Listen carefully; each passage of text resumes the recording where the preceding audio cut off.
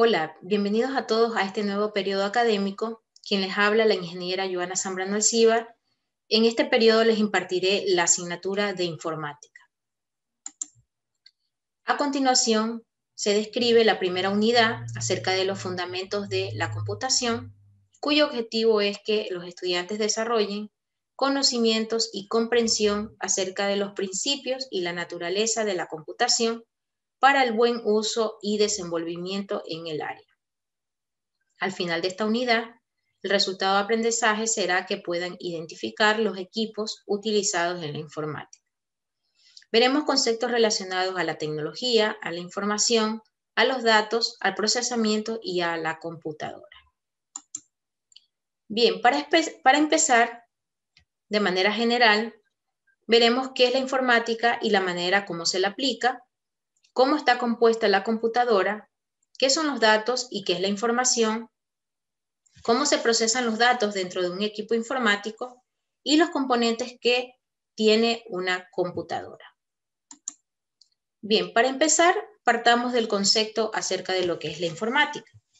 La informática se la conoce como aquella ciencia que estudia el procesamiento automático de la información.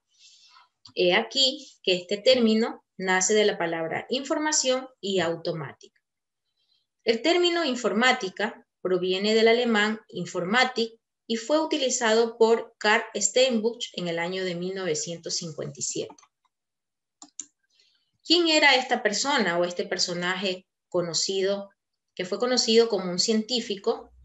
Nació en el año 1917 y falleció en el año 2005. Fue un informático alemán, fue cibernético y también ingeniero eléctrico.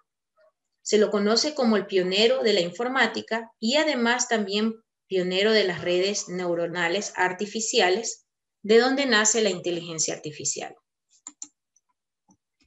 ¿Qué es la informática? Según otras definiciones u otros autores, es aquella disciplina que está encargada de estudiar aquellos métodos, procesos técnicos, desarrollos de computadoras, con la finalidad de poder almacenar, procesar y transmitir la información y la comunicación de los datos de manera digital. La informática también es el acrónimo de los dos términos como es information y automatic, que significa información automática. La Real Academia de la Lengua Española la define como el conjunto de conocimientos científicos y también las técnicas que posibilitan el tratamiento de la información a través de ordenadores o de computadoras.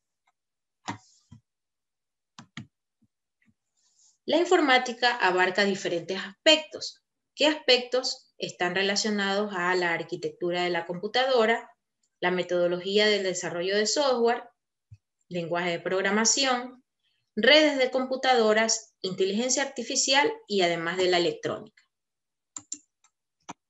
Nuevamente, veremos un concepto que relaciona a la informática y otro concepto que relaciona a la computación, que si bien es cierto, pueden parecer cosas iguales, pero en realidad son cosas distintas. La informática, considerada como ciencia, investiga la estructura y la propiedad de la información científica. El objetivo de esta es poder desarrollar métodos y técnicas para la prestación, la recolección, el procesamiento, almacenamiento, recuperación y a la vez la difusión de la información, que son los datos. Esta también realiza un estudio de forma sistemática del procesamiento mediante algoritmos que se escriben y se transforman la información por medio de computadoras electrónicas.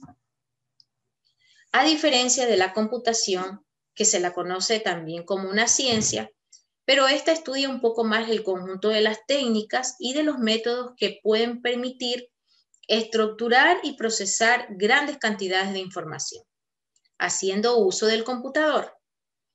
También se dice que la computación utiliza un dispositivo que puede aceptar y también procesar los datos, efectuando a través de operaciones matemáticas y lógicas, lo cual aporta y almacena resultados. ¿En qué área se aplica la informática?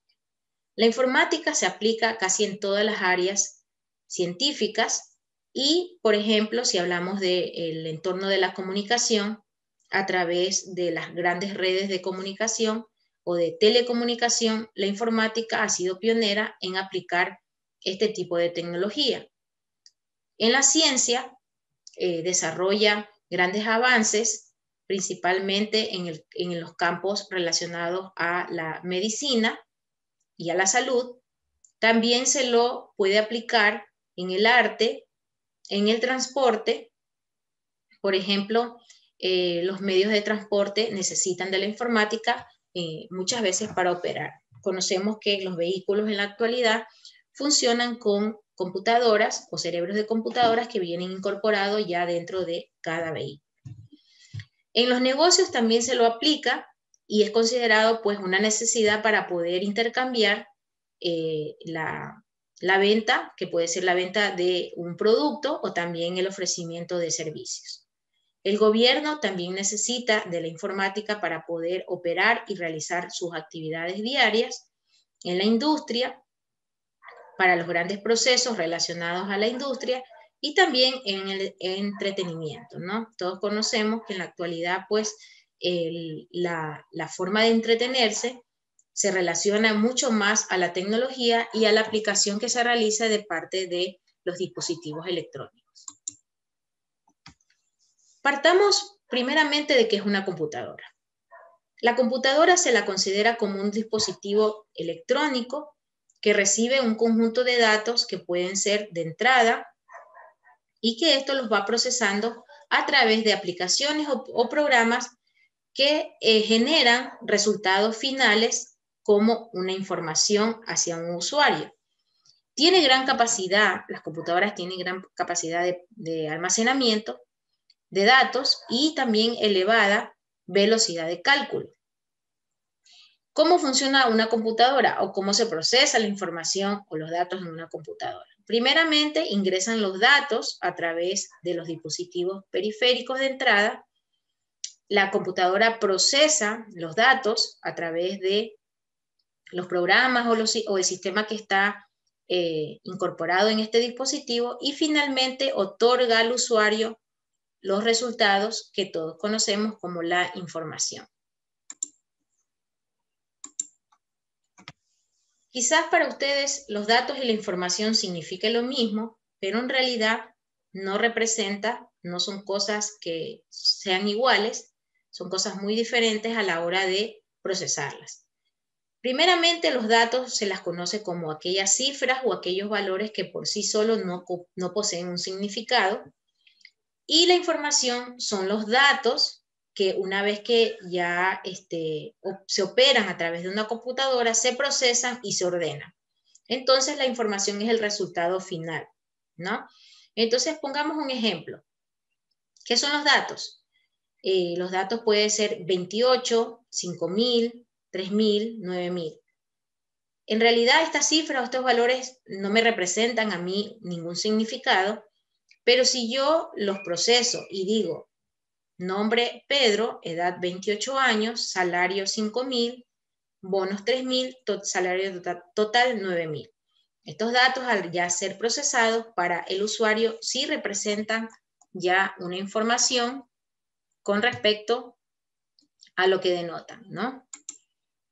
¿Cómo se realiza el procesamiento de los datos? Los datos en una computadora se procesan a través de operaciones que pueden ser aritméticas y también operaciones de tipo lógico. ¿Cómo son estas operaciones de tipo lógico? Son aquellas que permiten mover, ordenar, comparar, buscar, clasificar y también almacenar los datos que al final muestran un resultado una vez que hayan sido procesados, ¿no? Esta es la forma como operan los datos dentro de una computadora, a través de operaciones tanto aritméticas como operaciones lógicas.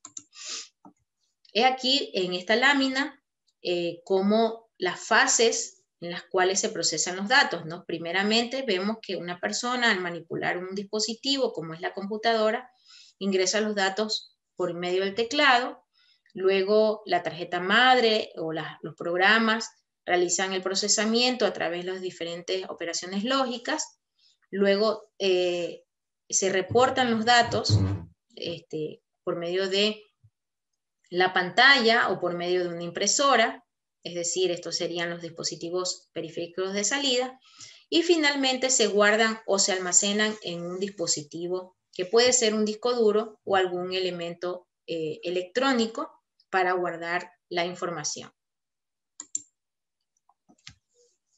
Cuando hablamos de computadora, estamos hablando de dos elementos muy importantes, como es el hardware y también el software.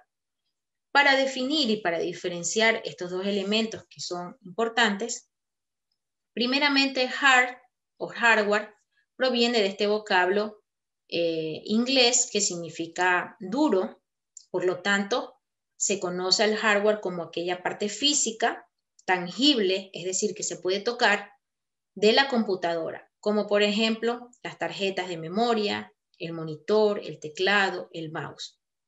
¿Ya? A diferencia del software, soft significa suave, podemos decir que es la parte intangible y es el conjunto de programas que controlan el funcionamiento de la computadora, es decir, el equipo lógico. No se puede tocar. La unión de estos elementos van a conformar la computadora, tanto de hardware como de software, ¿no? En esta lámina pues vemos los elementos físicos y en esta otra lámina de acá del software vemos los elementos relacionados a la parte de los programas, ¿no? ¿Qué componentes tiene el hardware y qué componentes tiene el software? Primeramente, el hardware, la parte física, tiene un CPU que se lo conoce como la unidad central de proceso, donde se procesan los datos. La memoria RAM, los dispositivos de almacenamiento secundario, como en el caso de la memoria auxiliar, periféricos tanto de entrada y de salida, y en algunos casos de almacenamiento. Y la BIOS, que es el sistema básico de entrada y de salida. Al software se lo puede clasificar o se lo puede dividir de 4 tipos. Primeramente está el sistema operativo, luego están los software de ofimática, como es el caso de Word, Excel y PowerPoint. Están los software de ingeniería, son aquellos software que son más complejos y en este caso podemos ejemplificar aquellos programas que sirven para el diseño de estructuras o para realizar planos. Y luego están los software de desarrollo que están relacionados más a la parte de programación o lenguaje de programación. ¿Cómo se compone la arquitectura de un computador? Bien, está compuesto de 3 unidades principales, definidas de la siguiente manera. Primero, la unidad de entrada, que es por donde ingresan los datos. Luego está la unidad central de proceso. Y por último, la unidad de salida, ¿no? Que puede ser a través de los diferentes periféricos de salida. ¿Cómo se compone la unidad central de proceso? Como les dije en la anterior lámina, aquí se ejecutan o se procesan los datos utilizando operaciones matemáticas y también operaciones lógicas, ¿no? Entonces tiene que haber una unidad aritmético-lógica, luego está una unidad de control, que es la que va a controlar los procesos, y la tercera parte que compone la unidad central de proceso es la memoria principal. En este caso, pues la memoria principal podemos denominar al tipo de memoria RAM y también hay una memoria secundaria o una memoria auxiliar como es la memoria ROM. Cuando hablamos de periféricos, nos referimos a aquellos elementos físicos que contiene la computadora, que muchas veces vienen incorporados dentro de la computadora o van anexos, y son aquellos elementos que nos permiten comunicarnos con aquella computadora o también con cualquier dispositivo electrónico, ¿no? Que haga las veces de computadora. ¿Cómo los podemos clasificar? Como periféricos de entrada, periféricos de salida y periféricos de almacenamiento. ¿Cuándo se los considera periféricos de entrada? Cuando sirven para poder ingresar la información para un proceso, en este caso para ingresar los datos. Hemos dicho que los datos no contienen no denotan un significado y se leen por medio de los periféricos de entrada y al final son almacenados por la memoria central o la memoria interna.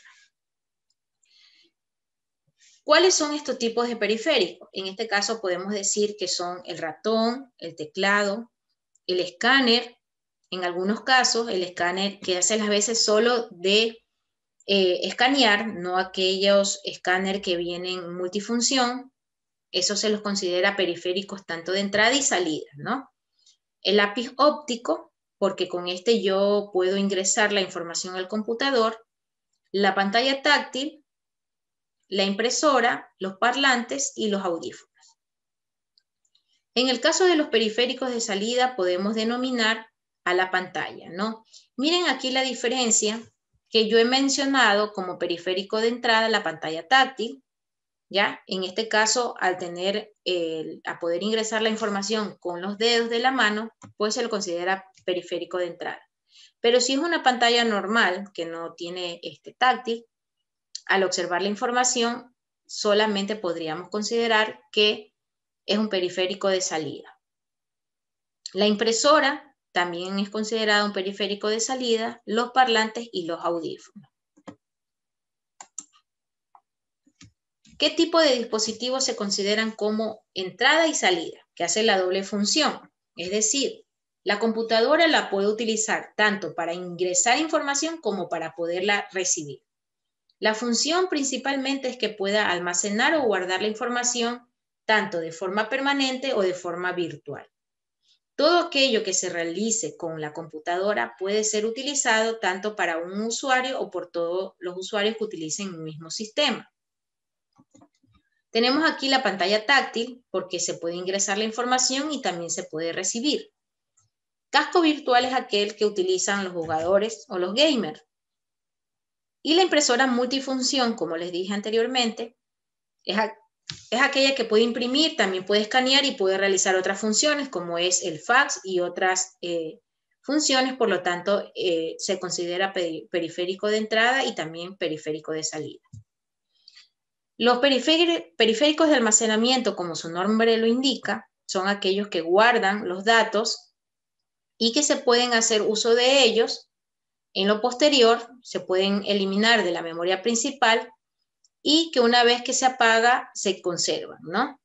Pueden ser internos, si es en el caso de los discos duros, pueden ser externos en el caso de los discos duros extraíbles, y también pueden ser, en este caso, periféricos de almacenamiento, un CD, un DVD, una memoria que todos conocemos como memoria flash o memorias USB.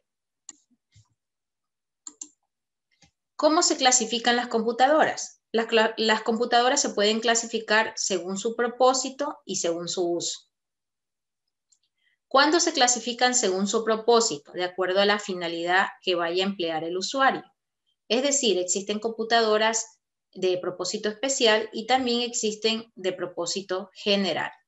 Las computadoras de propósito especial son aquellas que se utilizan o van enfocadas en una situación muy específica, como es el caso de aquellas que pueden monitorear los terremotos, es un ejemplo, ¿no? O aquellas que se utilizan para alguna, también en el caso de las computadoras que se utilizan la NASA, que tienen un propósito muy, muy especial, ¿no? Y la general son aquellas computadoras que se utilizan básicamente casi para cualquier cosa, como es el caso de las PC, que todas las conocemos y las hemos utilizado. Según el uso, se pueden clasificar en computadora de uso individual, que también podemos aquí clasificar a las PC porque nomás la puede utilizar una única persona. Y luego están las computadoras para organizaciones y que generalmente están conectadas en red y la utilizan varias personas. Las computadoras también se clasifican de acuerdo al tamaño y a la capacidad de procesamiento, ¿no? Y aquí tenemos a las supercomputadoras, las macrocomputadoras, las minicomputadoras y la microcomputadora. En esta lámina podemos diferenciar que algunas se relacionan o se clasifican, ¿no? En este caso, de acuerdo a la potencia. Entre mayor potencia la computadora va a tener un mayor uso en cuanto a la utilidad que se le dé, como por ejemplo en el caso de las supercomputadoras, Estas son las que realizan cálculos más intensos de carácter científico y técnico, ¿no? Estas computadoras por lo general tienen mayor precio, a diferencia de las otras. Las macrocomputadoras utilizan servidores de datos y las cuales van conectadas a través de diferentes terminales. Las mini computadoras pues van bajando estas en potencia y también van bajando con respecto al tamaño y al precio, ¿no? Pueden utilizar diferentes aplicaciones a través de conexión de red. Y las microcomputadoras son las que se utilizan para un solo usuario, como es el caso de las PC o las computadoras personales, ¿no? En esta lámina podemos ver qué características tiene cada una, ¿ya? Porque según su tamaño y también según la cantidad de memoria que utilicen, como les dije en la lámina anterior, las supercomputadoras son más potentes, son más rápidas, y estas son utilizadas, por ejemplo, en el caso de aquellas que utilizan para poder estudiar la energía o para poder realizar las armas nucleares. Las macrocomputadoras, también conocidas como mainframe, también son rápidas, ¿no? Pero son tienen menor potencia que las supercomputadoras y generalmente utilizan servidores de conexión, terminales en conexión en red, y podemos ejemplificar como es aquellas que se utilizan para conexión en red de internet, para los bancos, entidades financieras, las aerolíneas, utilizan este tipo de computadoras. Luego tenemos las mini computadoras que surgieron aproximadamente en la década de 1960. Es un sistema, la mayoría de estas tienen un sistema multiproceso porque pueden realizar varios procesos a la vez y se las utilizan en pequeñas empresas o grandes empresas. También funcionan las microcomputadoras, también se las conoce como personal computer, son aquellas que se utilizan generalmente para las actividades diarias, son de uso personal, son más baratas que las anteriores que hemos mencionado y también tienen otro tipo de microcomputador, es por ejemplo las que utilizan para las actividades, trabajos diarios, trabajos académicos. Estas computadoras tienen una composición muy básica, como podemos ver en el ejemplo. Ahora vamos a ver un poco acerca de cómo nacieron o cómo surgieron las computadoras, porque existen varias generaciones de computadoras, ¿no? Desde el momento que se creó la primera computadora hasta la actualidad. La primera generación de computadoras está caracterizada porque estas fueron diseñadas con tubos al vacío, ¿no? Estas computadoras eran muy grandes, demandaban gran cantidad de energía y a la vez daban mucho calor. La forma que se manejaban era desconocida para la mayoría de las personas y demandaban altos costos. Estas computadoras tenían un lenguaje de máquina y solamente podían resolver una operación a la vez. Aquí tenemos dos computadoras que en esa época fueron muy famosas, como la UNIVAC y la ENIAC, y estas contenían alrededor de 19.000 válvulas que debían ser sustituidas cada año. Alan Turing diseñó una máquina para poder descifrar códigos secretos en la Guerra Fría, en este caso en la Segunda Guerra Mundial.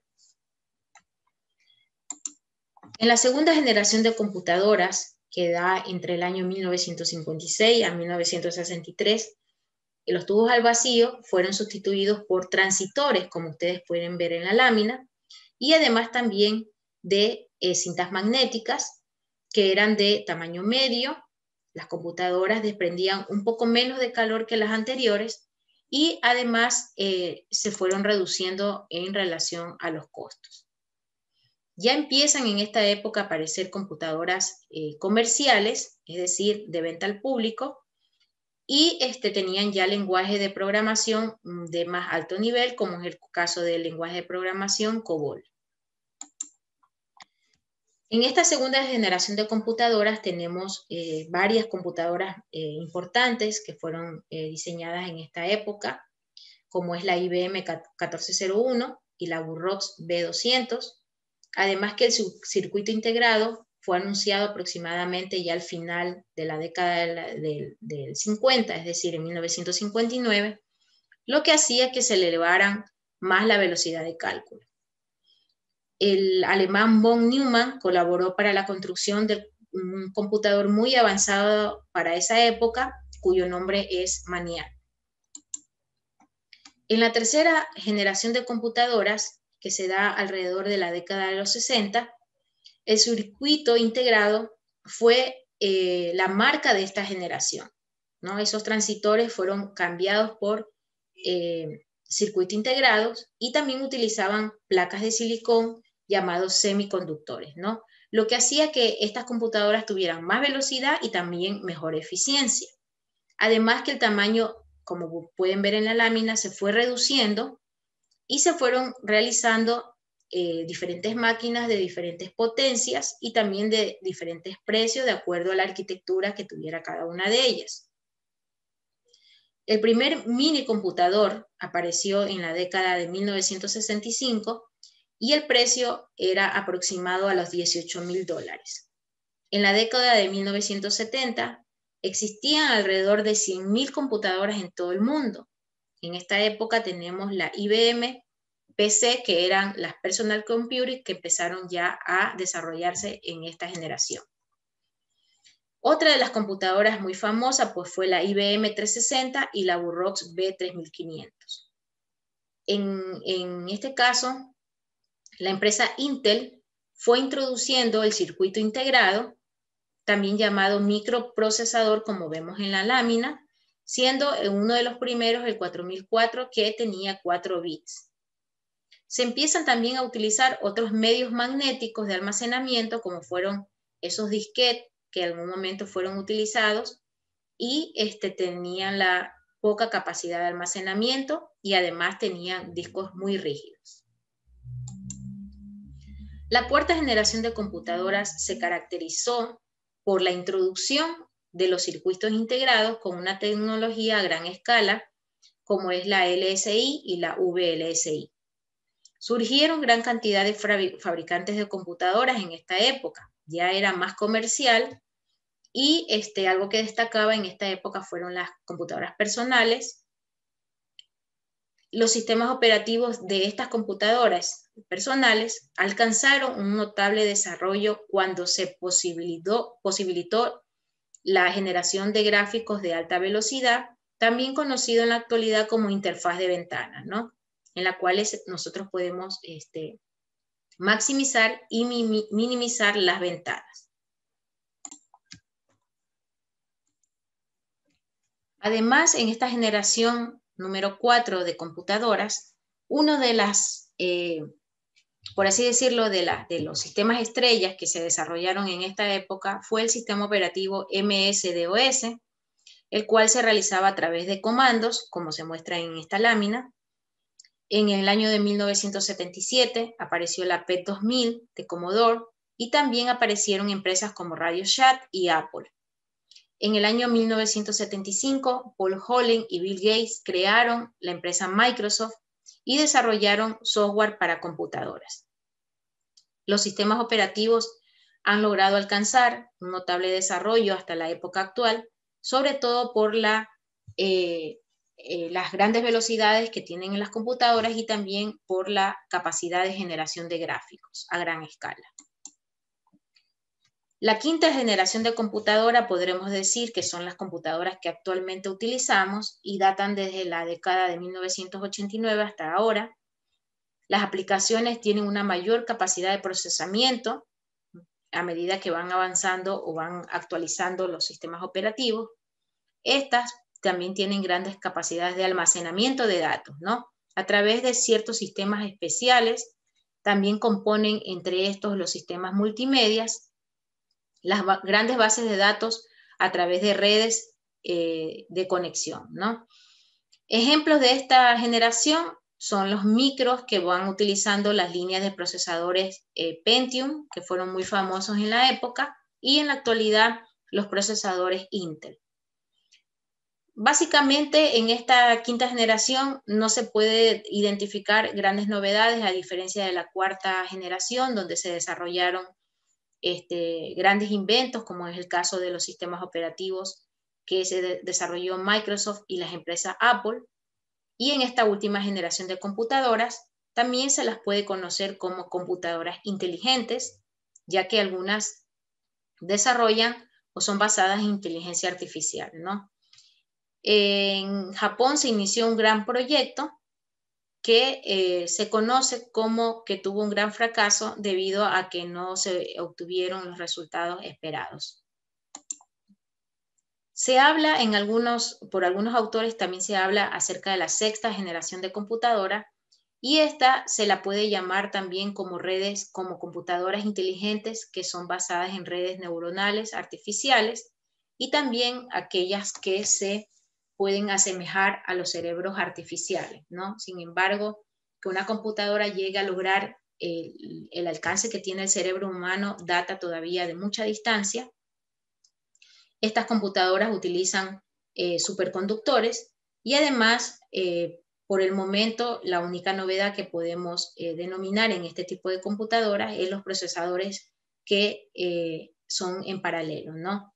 Es decir, la división de tareas que se realicen en múltiples unidades de procesamiento, de manera que van operando simultáneamente. Algunas de ellas tienen inteligencia artificial distribuida, teoría del caos, también tienen sistemas difusos, holografías, transistores ópticos y otros. Bien, para concluir en esta primera unidad acerca de las generalidades de la informática o de la computación, podemos decir que la informática es una ciencia que responde al tratamiento racional de la información por medio de máquinas automatizadas. Esta ciencia se encuentra principalmente en la mayoría de todas las actividades diarias que realizamos los individuos, y la función principal es la de proveer la información de forma oportuna y veraz, lo que hace que se facilite la toma de decisiones en todos los aspectos de la vida. Las actividades que van a desarrollar en esta primera 2 semanas, que corresponden a la primera unidad, primeramente es revisar los contenidos de esta clase para que ustedes la siguiente clase de refuerzo puedan participar de forma activa en la clase. Además que les proveo este material de apoyo. Visiten esas páginas para que puedan complementar los contenidos de clase. Deberán de realizar una actividad autónoma que consiste en elaborar un organizador gráfico acerca de los periféricos de entrada, de salida y de almacenamiento. Para ello, ustedes utilizarán un recurso de su elección y deberán de cargar la actividad correspondiente a la plataforma. Como tercera actividad, deberán de ingresar al foro de presentación y contestar las preguntas que se han planteado en el aula virtual. Esto es todo. Muchas gracias por haber compartido esta primera clase y les dejo el material de apoyo, las referencias bibliográficas que han sustentado la primera clase de esta asignatura. Nos vemos la siguiente clase.